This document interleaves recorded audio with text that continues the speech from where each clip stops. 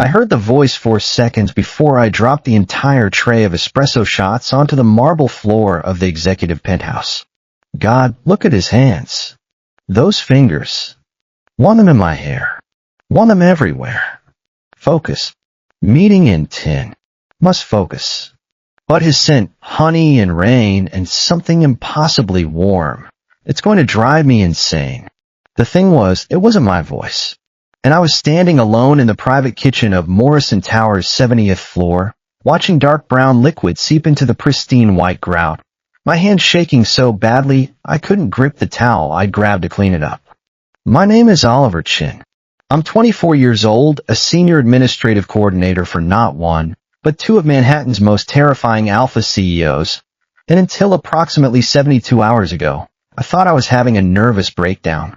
The voice came again, deeper this time, almost a growl that vibrated somewhere behind my sternum. He's stressed. Can smell it, that sharp, bitter edge under the honey. Want to fix it. Want to pull him close and tell him everything will be fine. Want to? No. Bad. Very bad. He's an employee. He's off limits. He deserves better than two broken alphas who can't even look at him without wanting to. Oliver. I spun around so fast I nearly slipped in the spreading puddle of coffee. Julian Sterling stood in the doorway of the kitchen, 6 feet 2 inches of controlled power in a navy Brioni suit that probably cost more than my entire annual salary. Dark hair swept back from sharp forehead, jaw carved from marble, eyes the color of a winter storm, cold, assessing, absolutely devastating. 30 years old. CEO of Sterling Industries. One half of the twin alpha dynasty that had taken Manhattan's tech sector by storm. And potentially the owner of the voice that was currently dismantling my sanity piece by piece. Mr. Sterling. I straightened. Shoving the ruined tray behind my back like that would somehow hide the evidence of my complete professional failure. I was just. The investor presentation is in 20 minutes. His tone was frost, precise and dismissive.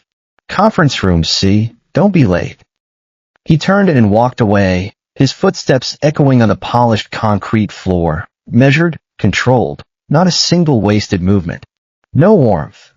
No acknowledgement that I was anything more than a particularly efficient piece of office equipment, which made the voice in my head even more disturbing.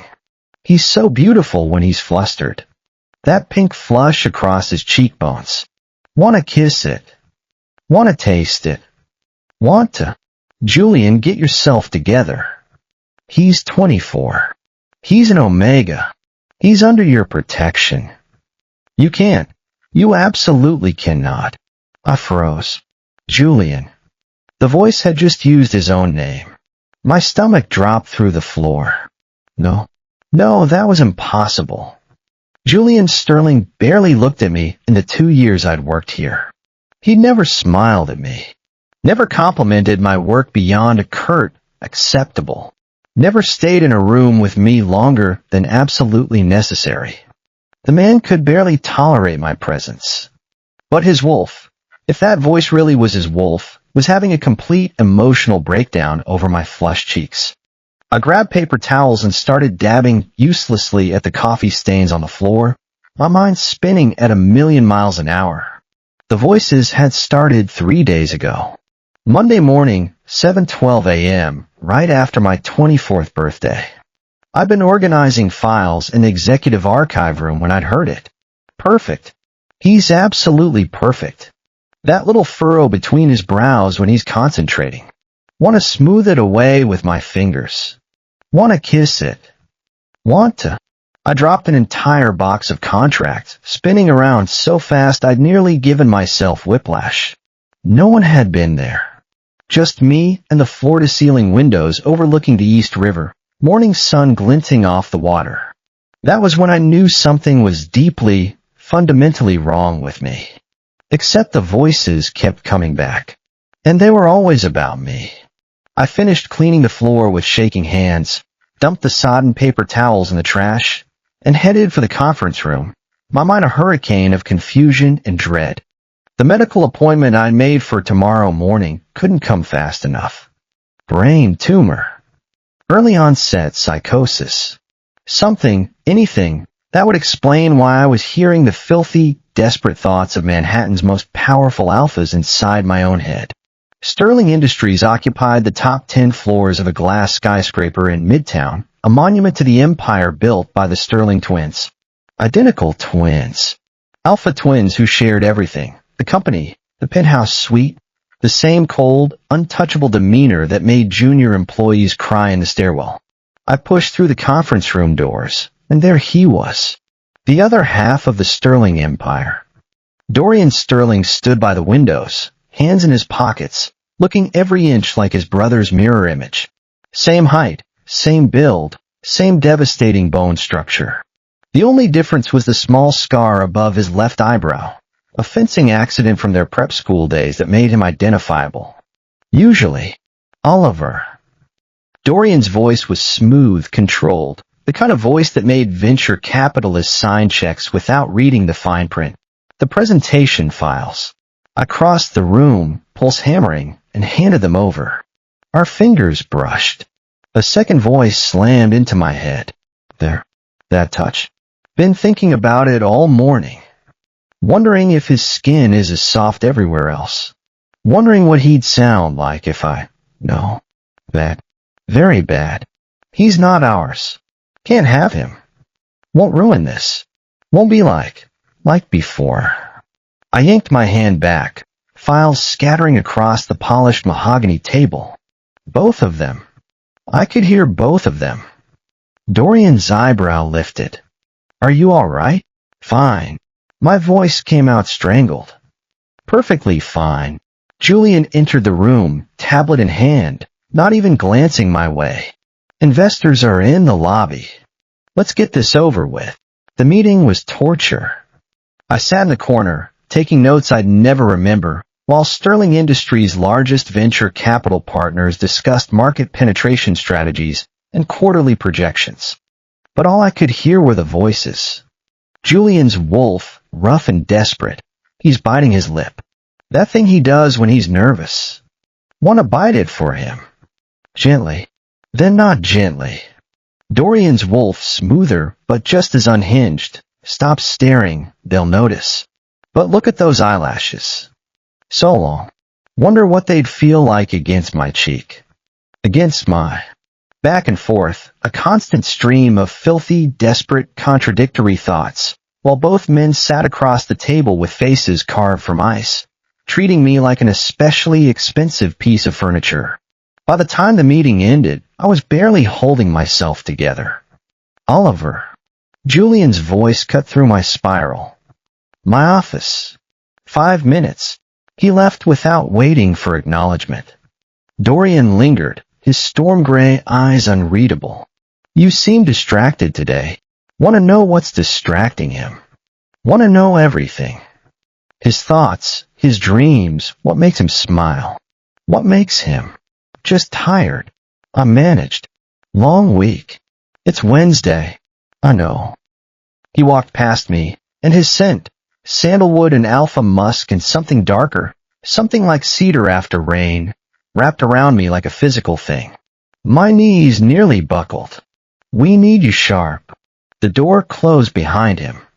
I sat alone in the conference room, surrounded by scattered files and my own disintegrating sanity, wondering which twin's voice I'd heard first.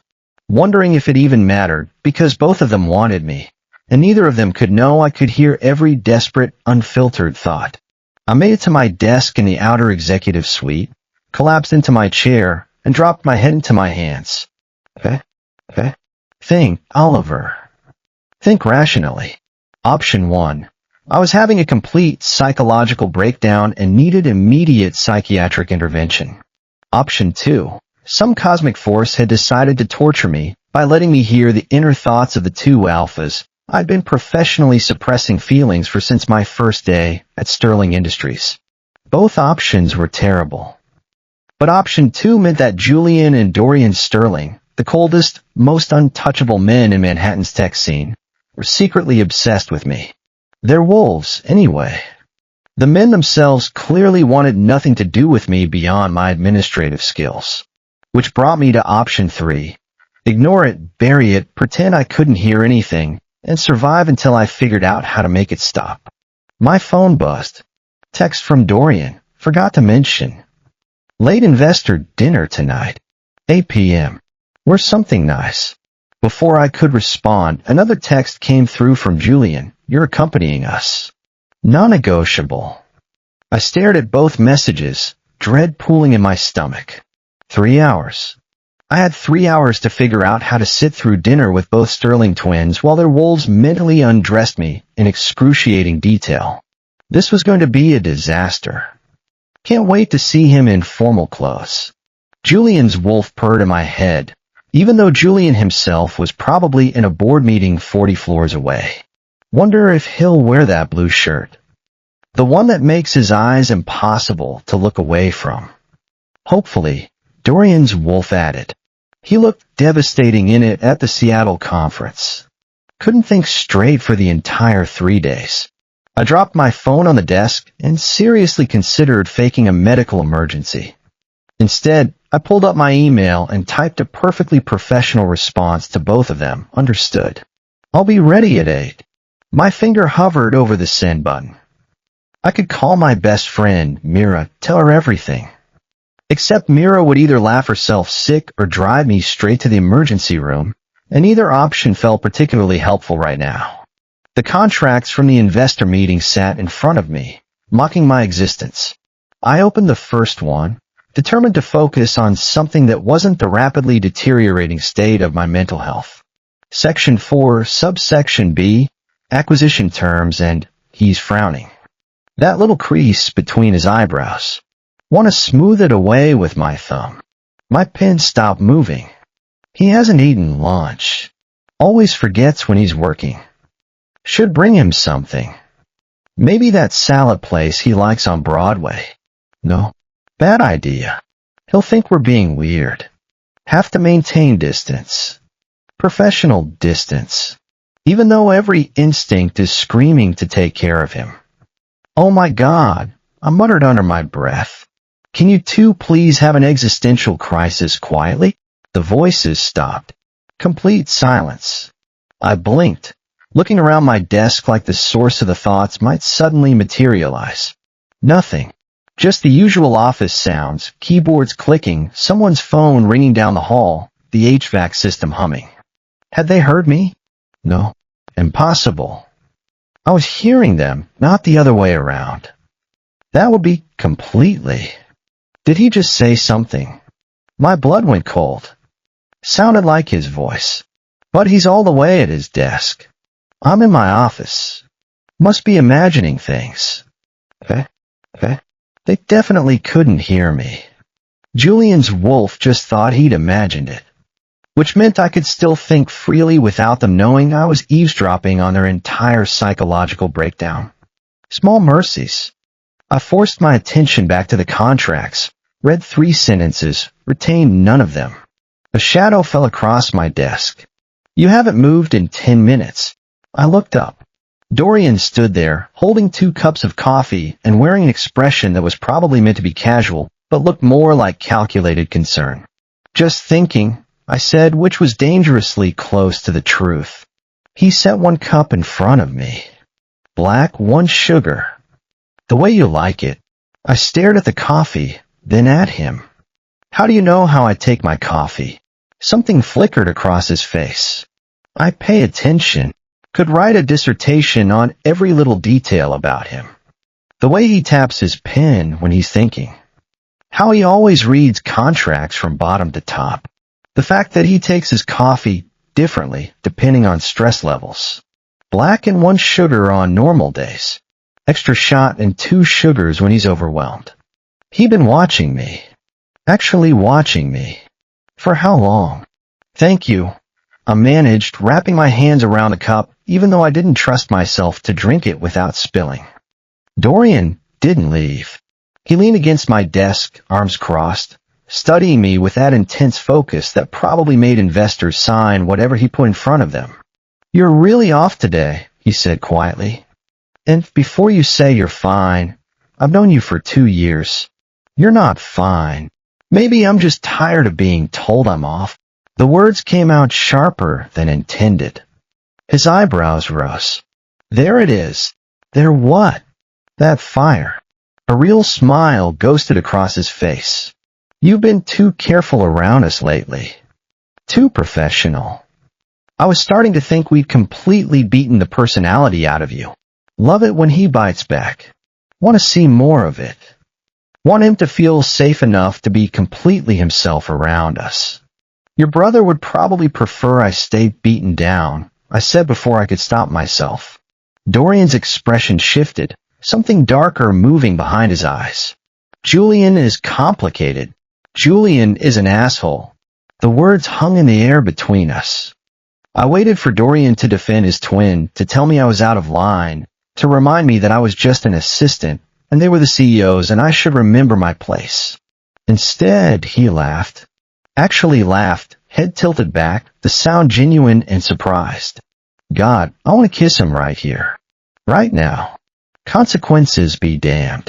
You're not wrong, Dorian said, still grinning. Julian has the emotional intelligence of a brick wall. But he's not. He paused, choosing words carefully. He's not what he seems. Neither are you.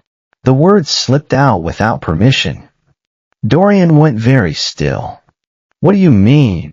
I couldn't exactly say. I can hear your wolf having a complete meltdown about wanting to do highly unprofessional things to me, so I went with, you both act like ice, but there's something else underneath. I just can't figure out what. He sees us. Actually sees us. How does he see what everyone else misses? Maybe you're more perceptive than we gave you credit for. Dorian's voice dropped lower, and suddenly the air between us felt charged. Maybe we've been underestimating you. He pushed off my desk, but not before his hand brushed mine. Deliberate. Intentional. The touch burned. Just once. Want to touch him properly. Just once. See if he'd lean into it or pull away. Dinner tonight, Dorian said. Wear the blue shirt. The one you wore to the Seattle conference. He walked away before I could ask how the hell he remembered what I wore to a conference 3 months ago. I sat there, coffee cooling in my hands, trying to process what had just happened. They weren't just attracted to me. They were paying attention. Real attention. The kind that noticed coffee preferences and wardrobe choices and whether I was having a bad day. Which made their cold professional treatment even more confusing. Unless they were fighting it. Fighting the attraction, the bond, whatever cosmic joke was making their wolves obsessed with me. But why? My phone buzzed. Text from Julian, conference call in 10. My office. No context. Just a command. I grabbed my tablet and headed for his office, stomach tight with something that wasn't quite dread and wasn't quite anticipation. Julian was on the phone when I entered, speaking rapid Mandarin to someone about manufacturing delays. He pointed at the chair across from his desk without looking at me. I sat, waited, tried very hard not to notice how good he looked with his sleeves rolled up, forearms on display, that little furrow between his brows when he was focused. He's here, in my space. Can smell him, honey and rain, and something uniquely him. Want to cancel this call. Want to hang up and tell him everything. Julian's jaw tightened.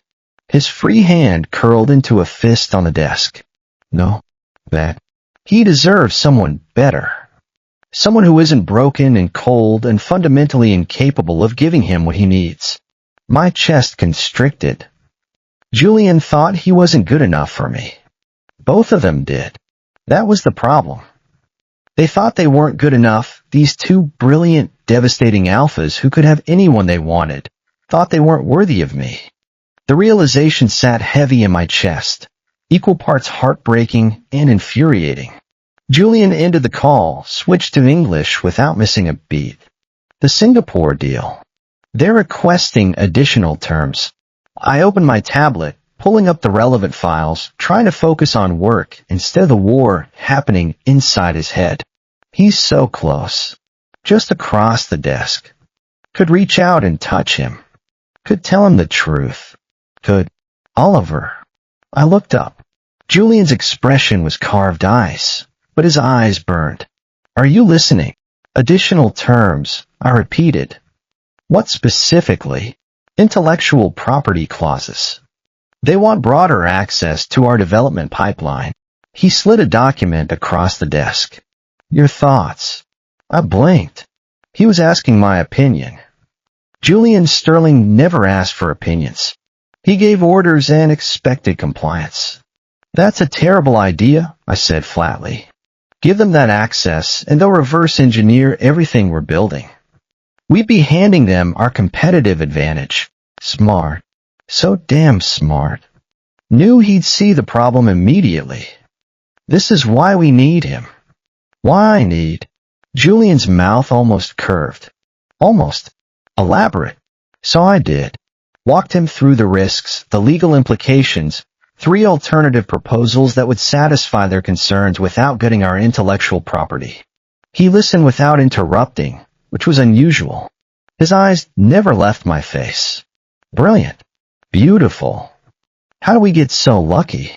How did someone like him end up working for disasters like us? Send him proposal 2, Julian said when I finished. And copy Dorian. He'll want to review before we transmit. I nodded, making notes. Oliver. Something in his tone made me look up. He was staring at his hands, jaw tight. You're wasted as an assistant. The words hit like a punch. Excuse me? Your skill set. Your analysis. You should be in strategy, not fetching coffee and managing calendars. Want to promote him. Want to give him everything. But then he'd report to the board instead of us, and we'd lose him. And I can't. I like my job, I said carefully. You're too talented for it. Maybe I'm exactly where I want to be.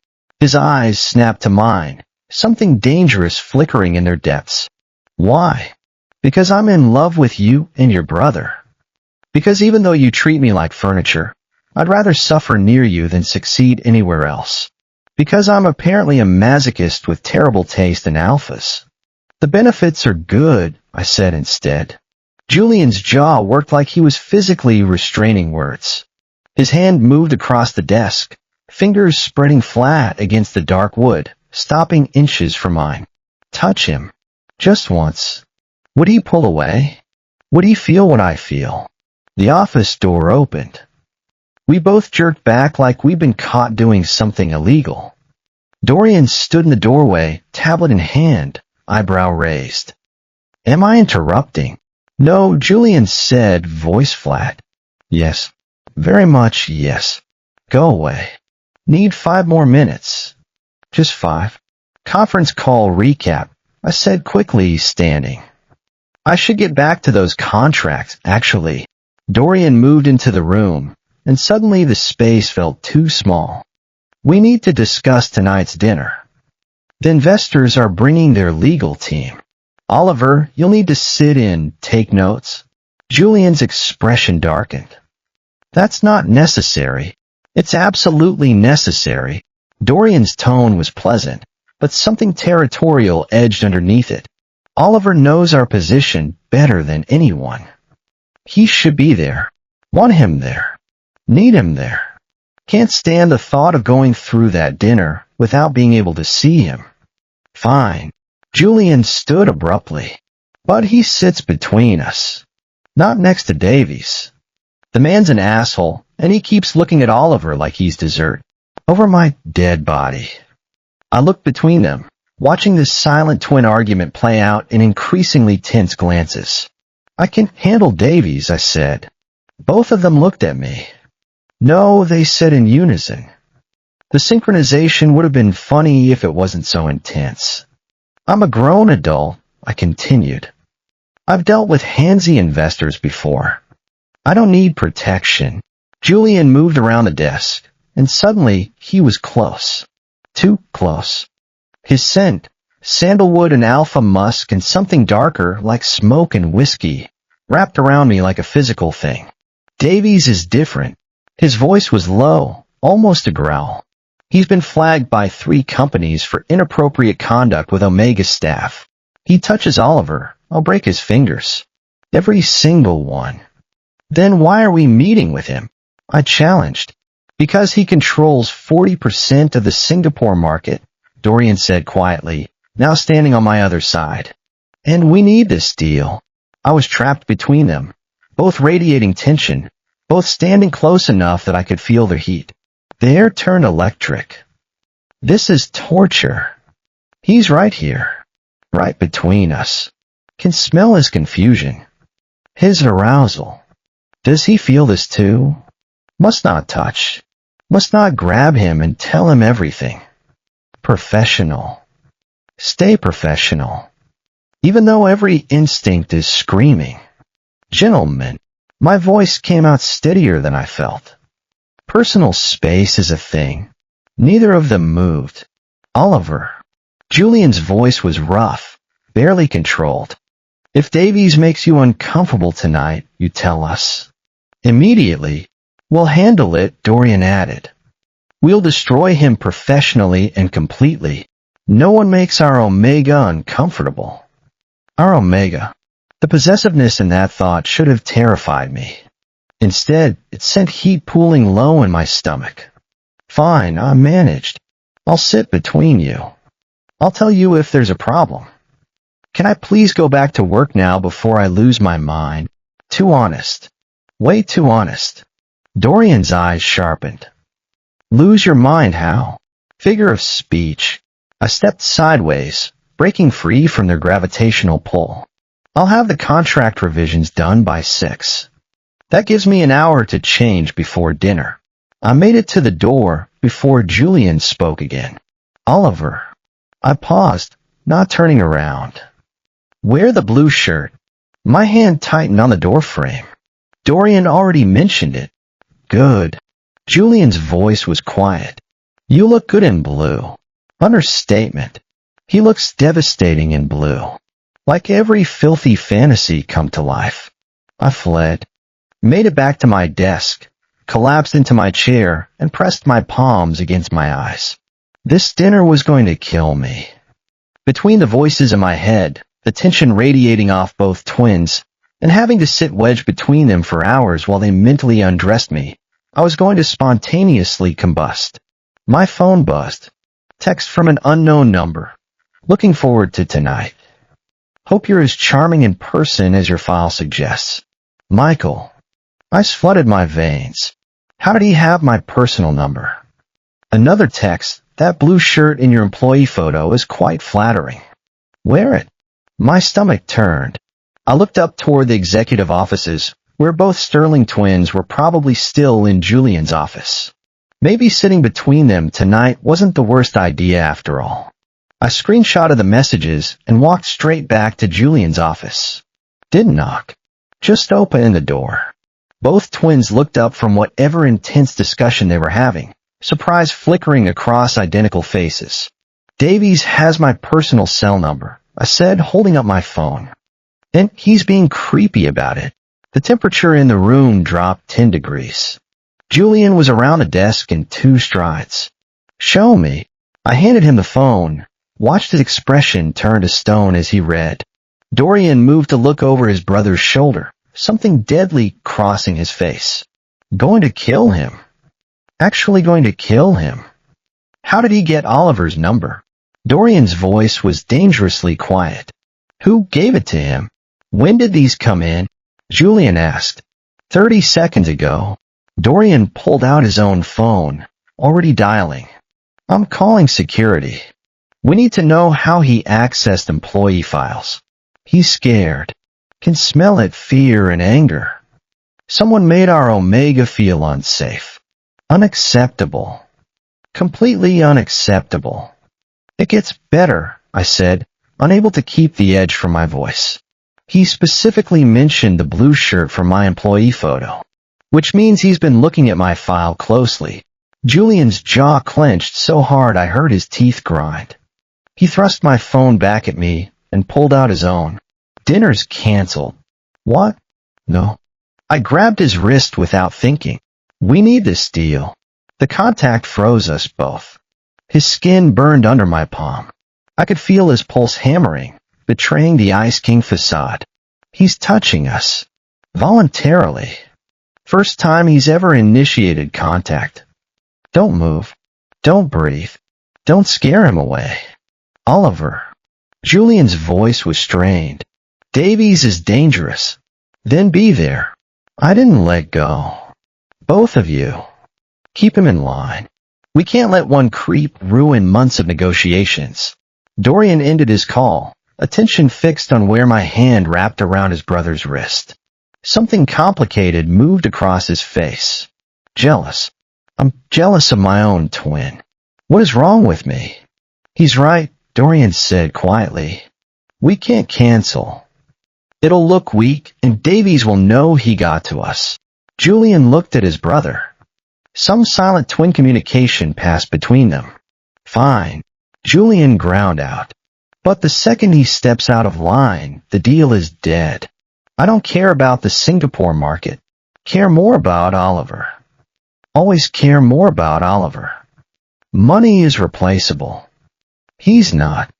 I released Julian's wrist, suddenly aware I'd been holding on too long. Thank you.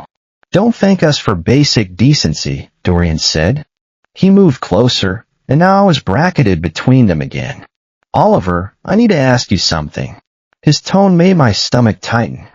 Okay. Has anyone else made you uncomfortable here? At Sterling Industries? Or during business functions? I hesitated. Both of them noticed immediately. Someone did. Someone made him feel unsafe, and he never told us. Why didn't he tell us? Who? Oliver. Julian's voice went deadly soft. Tell us. I looked between them, saw genuine concern beneath the territorial alpha posturing, saw something that looked almost like fear. Last year, I said quietly, at the Tokyo Tech Summit, one of the venture capitalists cornered me in the hotel bar. Got handsy. I handled it. Define handled it, Julian said. Knee to the groin. Security escort to his room. I filed a complaint with the summit organizers. I crossed my arms. I can take care of myself. Brave. So damn brave. But he shouldn't have to be. Should never have to defend himself. We should have been there. Should have protected him. Why didn't you tell us? Dorian asked. Because you would have done something stupid. Like pull out of the summit or start a corporate war. I met his eyes. And because I didn't think you'd care. The words hung in the air like an accusation. Julian flinched. Actually flinched. He thinks we don't care. God, what have we done? How badly have we hurt him trying to stay away? Oliver. Julian's voice cracked around my name. We care. Do you? I challenged. Because most days you treat me like I'm barely tolerable. Like I'm an inconvenience you inherited with the office. Dorian made a sound low in his throat.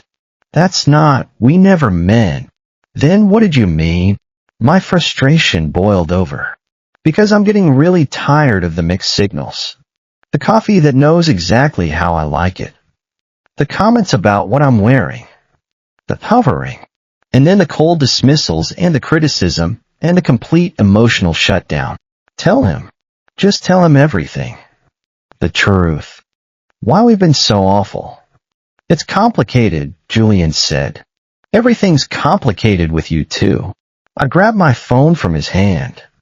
I'm going home. I'll be back at 8 for this disaster of a dinner. Try not to murder anyone before then. I turned to leave. Wait. Dorian's hand caught my elbow, gentle, careful. There's something you should know about us. About why we've been. Dorian. Julian's voice held warning. No. Dorian's grip tightened slightly. He deserves to know. I looked between them, heart hammering. Know what? The twins exchanged another loaded glance, some argument happening in silence. Finally, Dorian spoke. We had a brother. Younger. Omega. Had. Past tense. My stomach dropped. This is going to hurt. Telling him is going to hurt. But he needs to understand. His name was Ethan, Dorian continued, voice carefully controlled.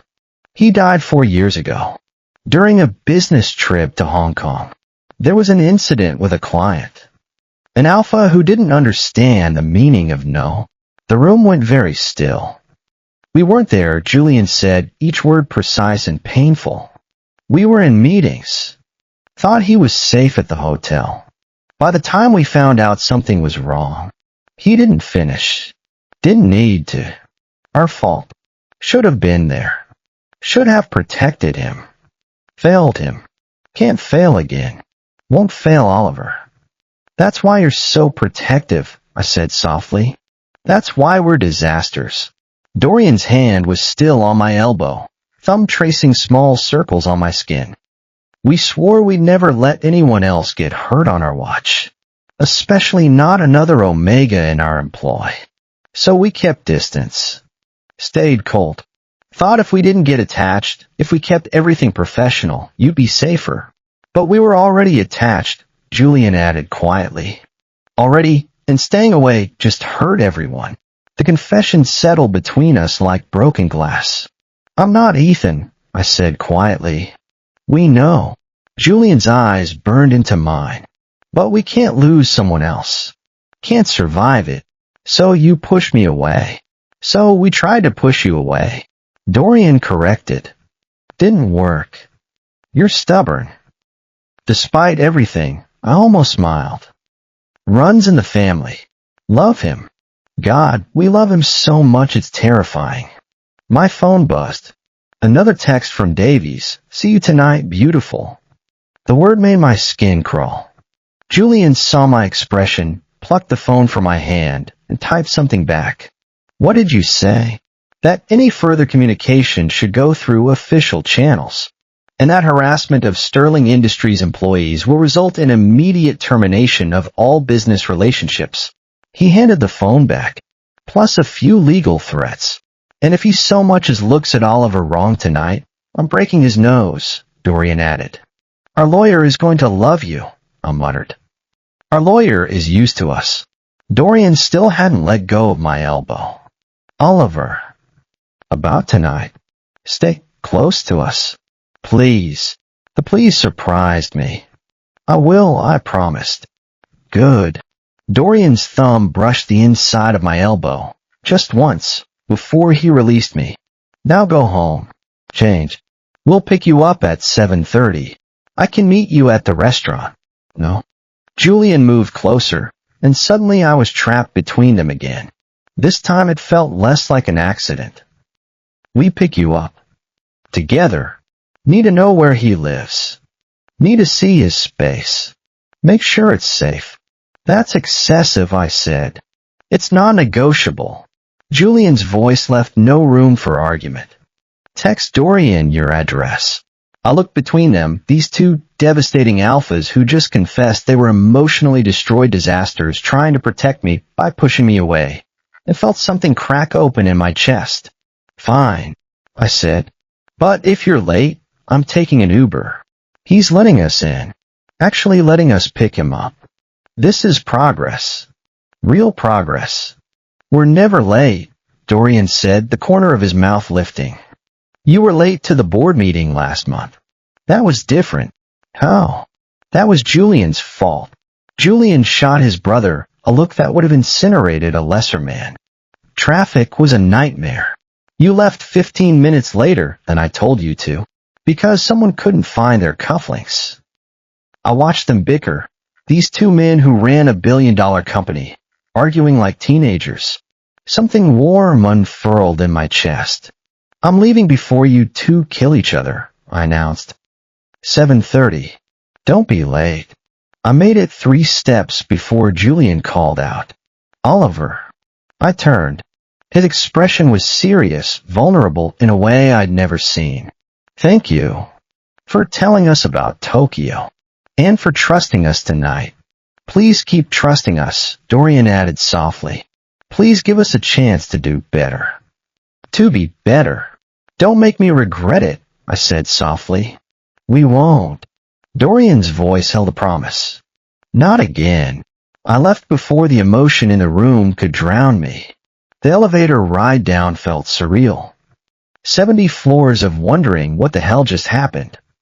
They told me about Ethan, opened up about their trauma, admitted they'd been pushing me away on purpose. And their wolves were in love with me. Both of them. Which brought me to the really complicated question.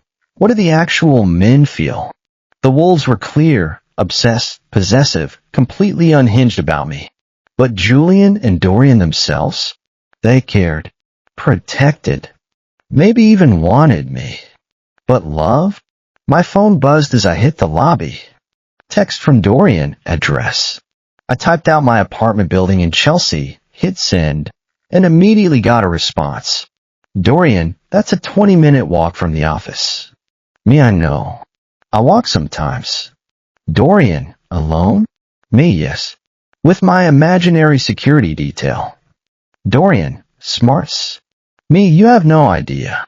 3 dots appeared. Disappeared. Appeared again. Dorian, actually, I think I'm starting to. My heart did something stupid in my chest. Another text, this time from Julian. Wear comfortable shoes.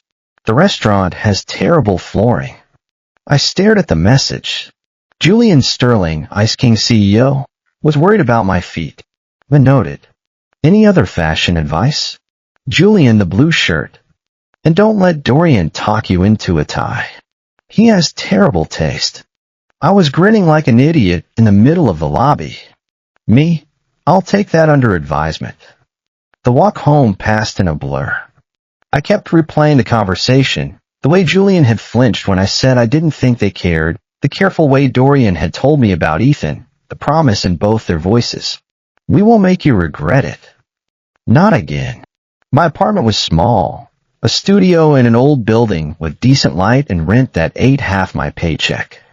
I dropped my bag, stared at my closet, and had a mild crisis about the blue shirt.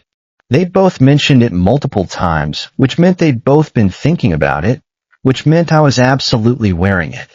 I showered, changed, and was attempting to do something with my hair when my phone rang. Unknown number.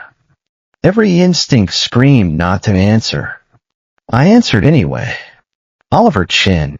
Davies' voice oozed through the speaker. I hope I'm not catching you at a bad time. My jaw clenched. Mr. Davies.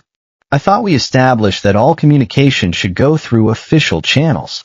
Did we? I must have missed that memo. He laughed, the sound making my skin crawl. I just wanted to confirm you'd be joining us tonight. I've been looking forward to meeting you properly. I'll be there in a professional capacity.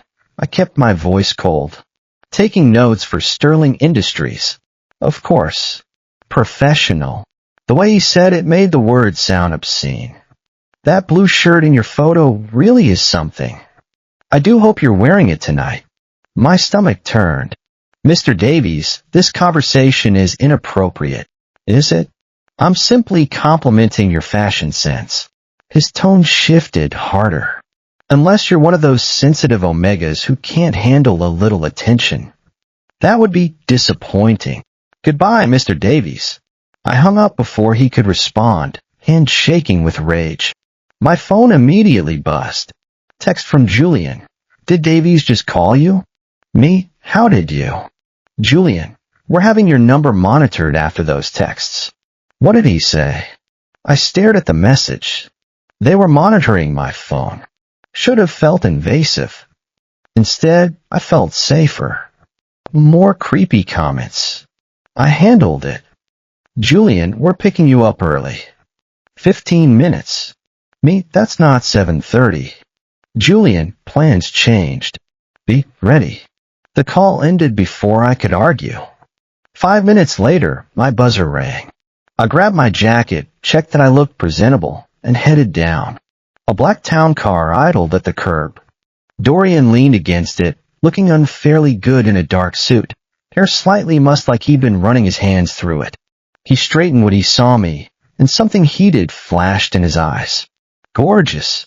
He's absolutely gorgeous. That shirt should be illegal. You're early, I said. Davies is escalating. Dorian opened the back door. We're not taking chances. Julian was already in the car, tablet in hand, expression murderous. I slid in, and Dorian followed, effectively trapping me between them. The door closed, and suddenly the space felt very small. "Change of plans," Julian said without looking up from his tablet. "We're not going to the restaurant." My heart jumped. "What?" "The dinner's canceled." He finally met my eyes. "Davies is dangerous. We're not putting you in a room with him. Over my dead body. He threatened our Omega. The deal can go to hell." Dorian's voice was quiet final. "The Singapore market is worthless compared to your safety." The car pulled into traffic, and I realized we were heading toward the Williamsburg Bridge, not downtown. "Where are we going?" I asked. The twins exchanged a look.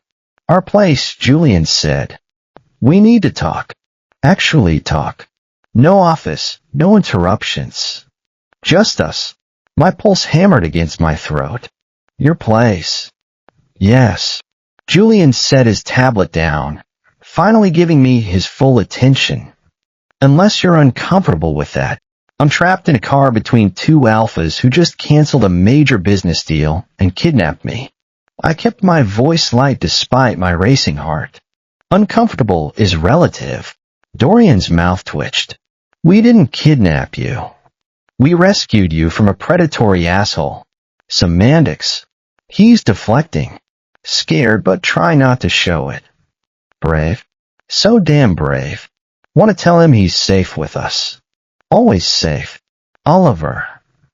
Julian shifted toward me, and the movement brought him close enough that I could feel his heat. "We need to tell you something. And we can't do it at the office, where anyone could overhear." My stomach tightened. That sounds ominous. It's not. Dorian's hand rested on the seat between us, close enough to touch but not quite. It's just honest. Probably should have been honest months ago. Years ago. Should have been honest from the first moment we realized. The car crossed the bridge, city lights reflecting off the dark water below. I watched them blur past, trying to calm my breathing. "Okay," I said finally. "Talk." Honestly, neither of them spoke immediately. The silence stretched, heavy with things unsaid. Then Julian broke it. "Do you know what twin bonds are?" "In alpha genetics." I frowned. "The biological connection between alpha twins. Shared instincts. Heightened pack dynamics. It's rare. Very rare." Dorian's voice was careful. "Less than 1% of alpha births. And it comes with complications, like sharing everything. Including feelings. Including attraction to the same Omega." My breath caught. "You share a bond." "We do." Julian's hands flexed on his knees. "Which means when one of us feels something strongly, the other feels echoes of it. Emotions. Instincts. Desires." The implication hit me like a freight train. "Both of you," I said slowly. "You both want you." Dorian finished quietly. "Have wanted you since the day you reorganized Julian's entire filing system and told him his color-coding method was objectively terrible. That was 2 years ago. We know." Julian's voice was rough. 2 years of trying to stay professional. To not cross lines. To protect you from this mess. From us. From wanting the same person and having to choose.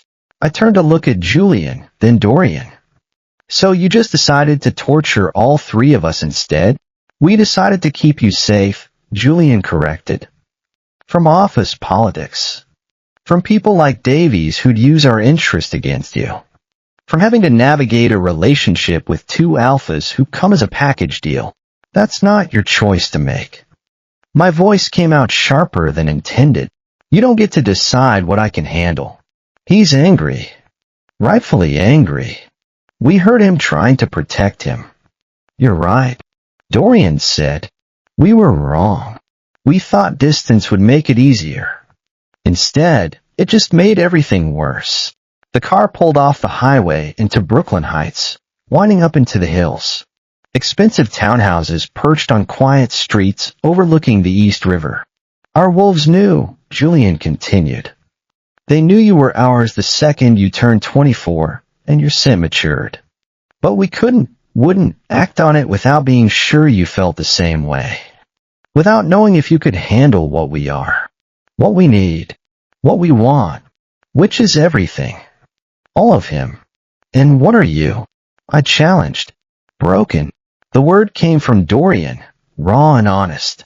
Two alphas who lost their brother and spent 4 years terrified of caring about anyone else, who built walls so high we forgot how to let people in. Until you. Julian's eyes burned into mine.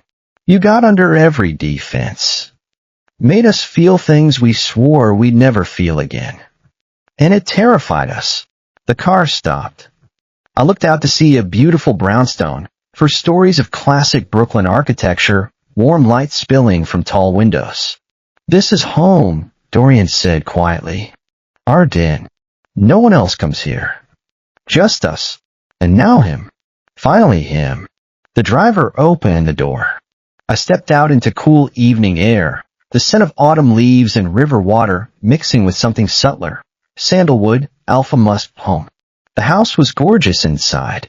Original details, modern updates, books scattered on every surface, a forgotten coffee mug on the kitchen counter, 2 pairs of running shoes by the door. Live in. Real. Nice place, I said because I needed to say something and my brain was short-circuiting. It was Ethan's.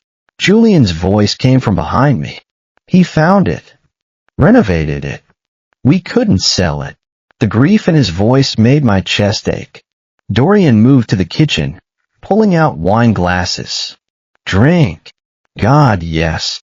He poured 3 glasses of red, handed one to me, one to Julian. We stood in the vast living room, city lights twinkling across the river, the weight of everything unsaid pressing down. So, I took a sip, letting the wine steady me. You both want me. Your wolves are obsessed with me. And you've been pushing me away for months because you're scared. Essentially, Julian said. That's the most emotionally constipated thing I've ever heard. Dorian choked on his wine. Excuse me? You heard me. I set my glass down with enough force to make them both flinch. You both spent 2 years making me feel inadequate and replaceable because you were too scared to admit you had feelings. Do you know how many times I went home thinking I was failing? That I wasn't good enough. We made him doubt himself. God, we're monsters. That was never, Julian started. It doesn't matter what it was. My voice cracked despite my best efforts. It matters what it felt like. And it felt like you couldn't stand me. Oliver. Dorian moved closer. I stepped back. No, you don't get to do that. Don't get to trauma dump about your dead brother and expect me to just forgive months of emotional whiplash. My hands were shaking. I have spent 3 days hearing your wolf's thoughts. Every desperate, filthy, devoted thought. And you know what the worst part is? They both looked wrecked. I wanted it to be real. I wanted you to actually feel that way. But all I got was cold dismissals and criticism, and the constant feeling that I was one mistake away from being fired. He's right. We destroyed him trying to protect him. What have we done? We were wrong. Julian's voice broke on the words. Completely, catastrophically wrong. And I don't know how to fix it. Maybe you can't. I grabbed my jacket. Maybe some things are too broken.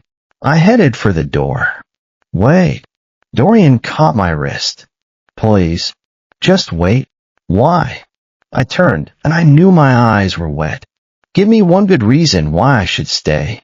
Because we love you. The words came from Julian, raw and desperate. Both of us. Not just our wolves. We love you, and we're terrified, and we've handled everything wrong. But please don't walk away. Not yet. Not before we can try to make this right. Please. Please stay. We'll do better. Be better. Anything. Everything. I looked between them, these two devastated alphas who just shattered every wall they'd built, and felt something crack inside my chest. You love me? Yes. Dorian's hand tightened on my wrist. Desperately. Inconveniently. Completely. For how long? 2 years, Julian admitted. Since the filing system incident, despite everything, I almost laughed. You fell in love with me because I fixed your terrible organizational method? We fell in love with you because you weren't afraid of us. Dorian corrected. Because you pushed back. Because you made us feel human again. The silence that followed was different. Heavier. Charged with possibility. I can hear your wolves, I said quietly. They both went very still. What? Julian breathed.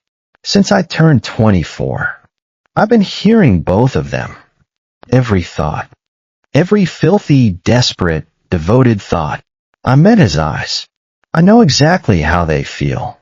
What I don't know is if you actually want this, or if you're just trying to appease your biology. He can hear us. He's been hearing us this whole time.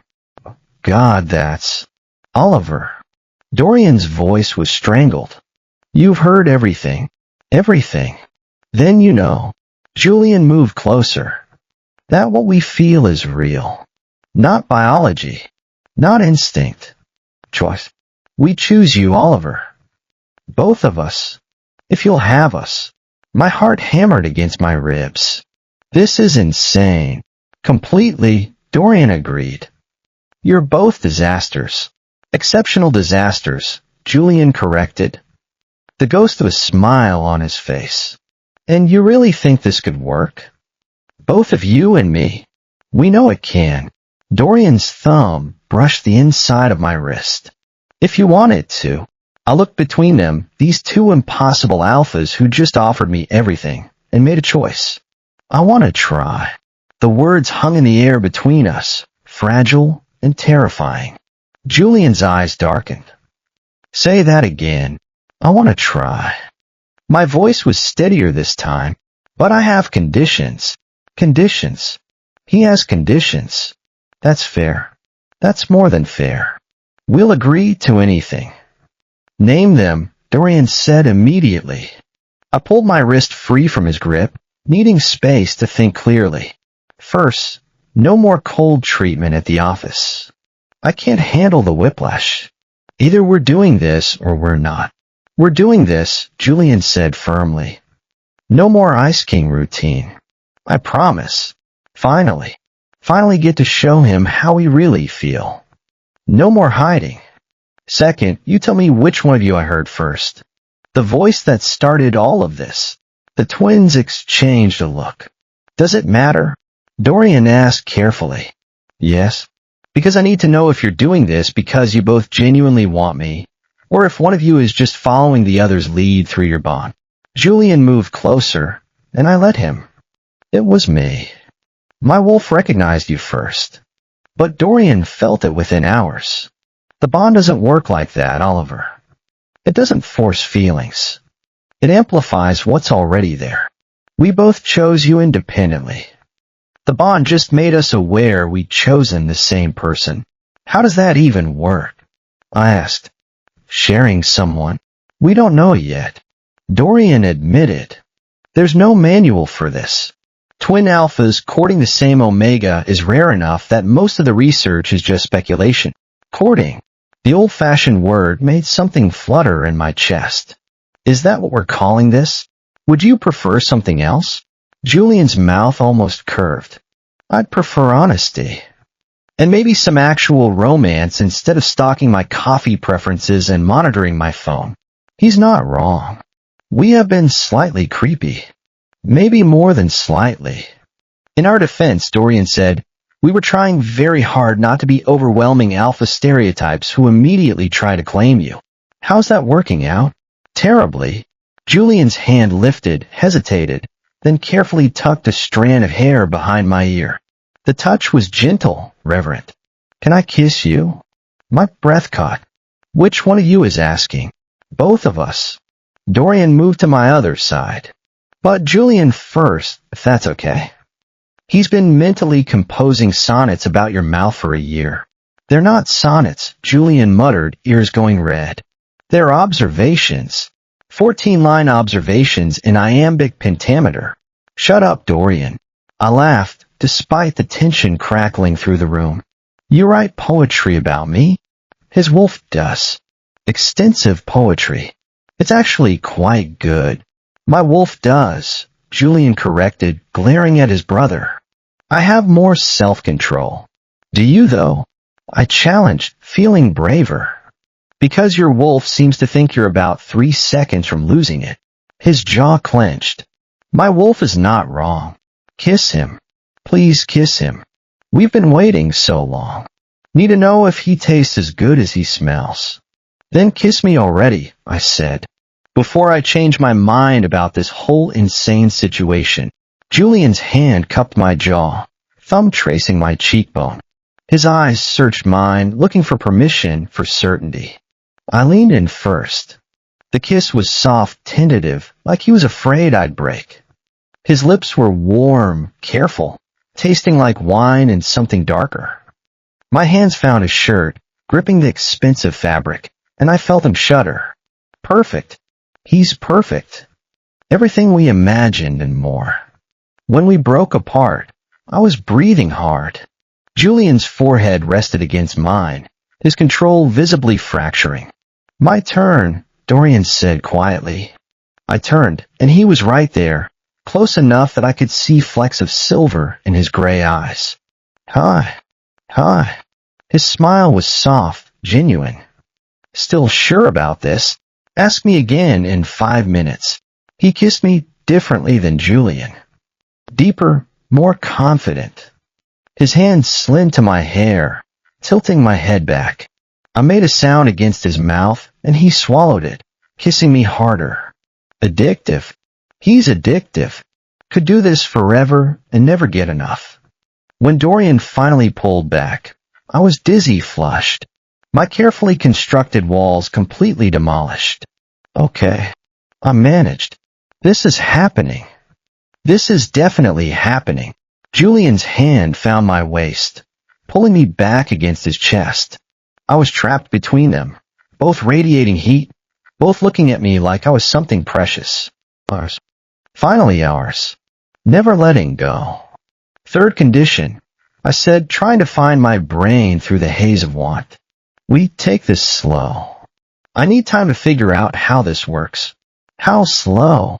Dorian asked, and there was something wicked in his smile. Slower than whatever you're thinking right now.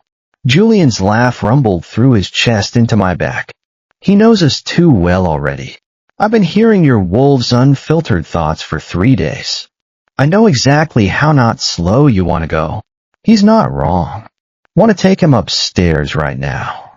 Want to show him exactly how much we want him. But he needs time. We can give him time. We can do slow, Dorian promised.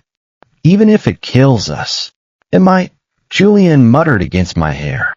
I elbowed him gently. Drama queen. You have no idea. Dorian stepped back, and I immediately missed his warmth. Are you hungry? We have food. Actual food, not just coffee and corporate ambition. My stomach chose that moment to remind me I'd skipped lunch. Starving, actually. Good. Julian released me reluctantly. Because Dorian stress-cooked enough food to feed a small army when he found out about Davies. You stress-cook. Dorian shrugged, looking almost embarrassed. It's calming. And I make a really good risotto. He makes perfect risotto. And pasta. And this thing with chicken, that's incredible. Your wolf is bragging about your cooking skills, I reported. Julian groaned. Great. Now they're going to gang up on me. They? I looked between them. Our wolves. Dorian headed to the kitchen, pulling containers from the fridge. They have opinions.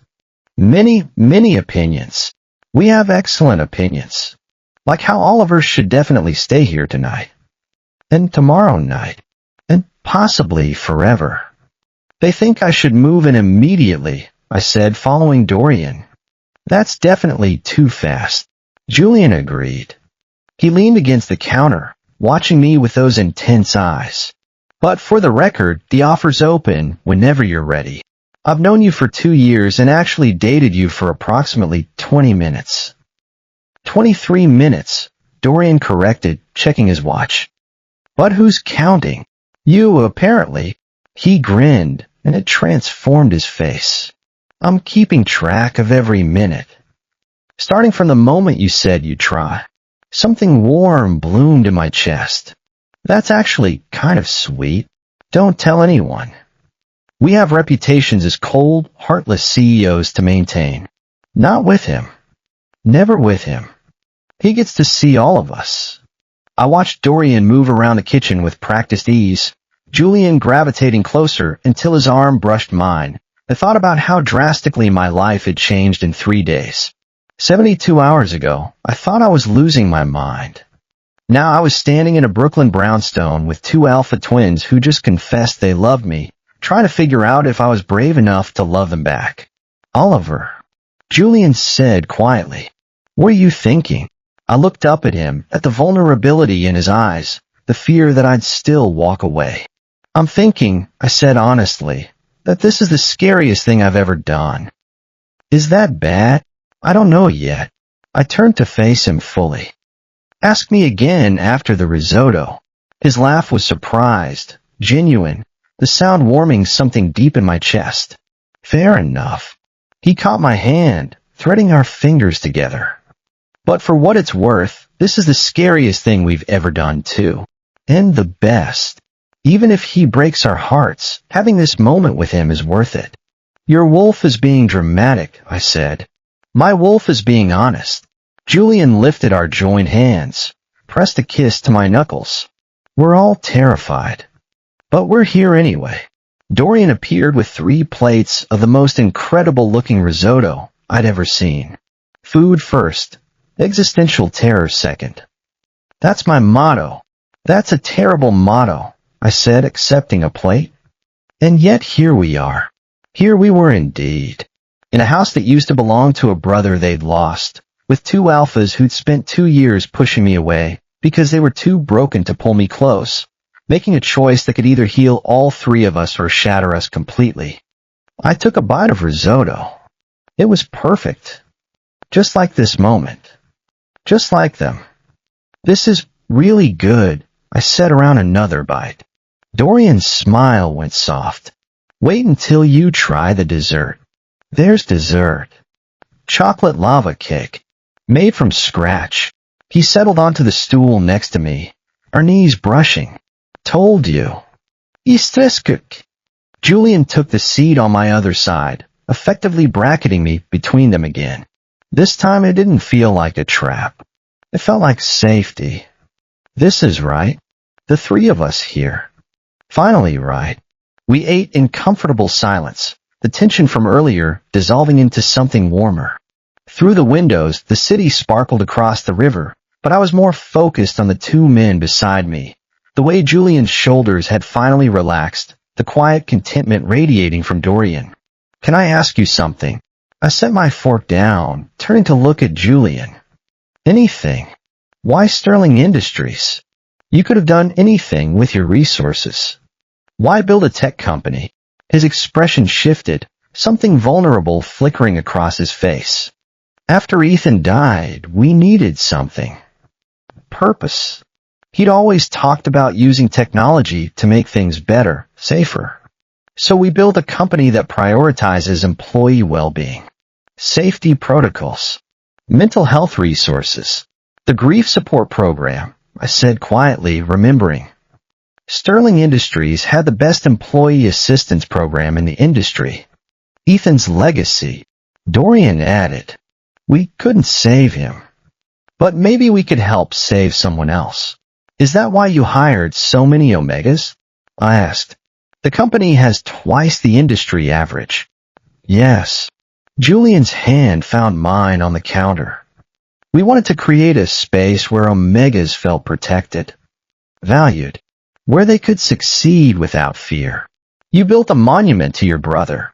We built a promise. Dorian corrected. That his death would mean something. I squeezed Julian's hand, my throat tight. He'd be proud of you. Both of you. Hope so. Hope he'd understand why we fell for Oliver. Why we couldn't stay away. He would have liked you, Julian said softly. Ethan always said we needed someone who wasn't afraid to call us on our bullshit. I do that a lot, don't I? Constantly. Dorian's grin was warm. It's one of your best qualities. We finished dinner, and Dorian produced the promised chocolate lava cake. It was obscene, rich, and perfectly gooey, and I may have made sounds that made both twins shift in their seats. That noise. Want to hear that noise in an entirely different context. Your wolves are being inappropriate about dessert, I informed them. Julian cleared his throat. My wolf has no self-control. Neither does mine, Dorian admitted. But we're trying. I took another deliberate bite, watching them both struggle. This is going to be fun. You're evil, Julian muttered. You love it. We really do. Love everything about him. His sass, his strength, the way he makes us feel human again. After dessert, Dorian suggested coffee on the roof deck. We migrated upstairs, where the night air was cool and the view was breathtaking. I stood at the railing, looking out at the lights, feeling both of them gravitate close. I can't believe this is real, I said quietly. Julian's hand settled on my lower back. Which part? All of it. You? Them? I gestured vaguely. 3 days ago, I thought I was having a breakdown. 3 days ago, we thought we'd lost you forever. Dorian moved to my other side, his arm brushing mine. When we heard about the Genesis offer, I turned to stare at them. How did you know about that? I never told you. They had the grace to look guilty. We may have friends in their HR department, Julian admitted. You spied on me? We panicked. Dorian said. The thought of you leaving, working for someone else, never seeing you again. We handled it badly. Catastrophically. Nearly ruined everything, because we were too scared to just tell him the truth. You really thought I'd leave? You should have. Julian's voice was rough. You deserve better than what we were giving. You still do. I turned to face them both, reading the fear still lingering in their eyes. Can I tell you something? Please, they said in unison. I almost took that job. Not because of the money or the title. Because staying was killing me. Watching you both every day, wanting something I thought I couldn't have. I took a breath. But I couldn't do it. Couldn't actually leave. Even when leaving made logical sense. Why? Dorian asked softly. Because somewhere, in the middle of 2 years of terrible coffee orders and contract revisions, and watching you two be absolutely terrible at feelings, I fell in love with you. The words came easier than I expected. Both of you. Which I thought made me insane. He loves us. Actually loves us. Not just our wolves. Julian's hand came up to cup my face. You're not insane. Or if you are, we all are. That's not reassuring. Good thing we're not trying to be reassuring. Dorian's arms wrapped around me from behind, chin resting on my shoulder. We're trying to be honest. And honestly, we're a mess. All three of us. But maybe we're a mess that works together. Julian added, his thumb brushing my cheekbone. Maybe that's enough. More than enough. Perfect. He's perfect for us. I have one more condition, I said. Name it. Tomorrow we tell HR. Make this official. I'm not hiding or sneaking around. Either we do this properly or not at all. Done. Julian's agreement was immediate. I'll call them first thing. And we're transferring you to Chief of Staff, Dorian added. That position reports to the board, not us. No conflicts of interest. I didn't ask for a promotion. You earned it 2 years ago. We were just too stupid and scared to offer it. He deserves everything. Promotion, title, our hearts, all of it. I looked between them, these two impossible alphas who'd been so terrified of losing someone else that they'd almost lost me by pushing me away. This is really happening, I said. This is really happening, Julian confirmed. He leaned in, pressed a soft kiss to my forehead. If you'll have us. Both of us. Dorian added against my shoulder. Package deal. Non-negotiable. I turned in Dorian's arms, reaching for Julian's hand, pulling them both close. Then I guess you're stuck with me. Forever. Want forever with him. Good. Forever, they said together. We stood on the roof deck, wrapped around each other, watching the city lights blur into stars. My phone buzzed in my pocket, probably Mira wondering why I'd vanished. The contracts were still unfinished on my desk. Davies was probably blowing up the business line. None of it mattered.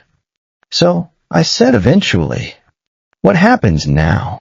Dorian's laugh rumbled through his chest. "Now we figure it out together. We'll probably mess it up sometimes," Julian warned. "We're still disasters. Exceptional disasters," I corrected, using their own words. "The best kind." Dorian pressed a kiss to my temple. "Ready to go home?" I thought about my tiny studio apartment, then looked around at this house built for family, filled with memories and second chances, and two alphas who loved me enough to let me choose. "Actually," I said slowly, "I think I'm already there. Home." He called us home. "This is everything." Julian's arms tightened around me. "Stay tonight. Just tonight. However many nights you want." His voice was soft, vulnerable. "We'll take whatever you're willing to give." I pulled back enough to see both their faces, these two men who'd been so broken they forgot how to let people in, who'd built walls so high they trapped themselves inside. "How about we start with forever and see how it goes?" The joy that lit their faces was worth every moment of confusion, every cold dismissal, every painful minute of falling in love with men I thought could never love me back. Dorian kissed me, deep and sure, then Julian, soft and reverent. "Forever works," they said. And somewhere in my head, their wolves howled in triumph. We went inside, leaving the city lights behind, and started figuring out what forever looked like for three people who'd all been broken in different ways but somehow fit together perfectly. It wasn't easy. There were challenges, complications, moments of doubt. But standing between Julian and Dorian Sterling, their hands in mine, their wolves singing contentment in my head, I knew we'd figure it out. After all, we'd already survived the hard part. Everything else was just details. 6 months later, Mira cornered me at our favorite coffee shop and demanded the full story. I told her about the voices, the confession, the chocolate lava cake that changed everything. She called me insane. I agreed. Then I showed her the ring. Both twins had designed it together, two bands that fit into one, and watched her jaw drop. "You're marrying both of them." "I'm marrying both of them." "That's insane." "I know. But it works." And it did. Against all logic, against every reasonable expectation, it worked. The Sterling twins and their sassy Omega assistant-turned-chief of staff-turned-mate. The best decision I ever made. Even if their wolves still wouldn't shut up about my wrists. Then,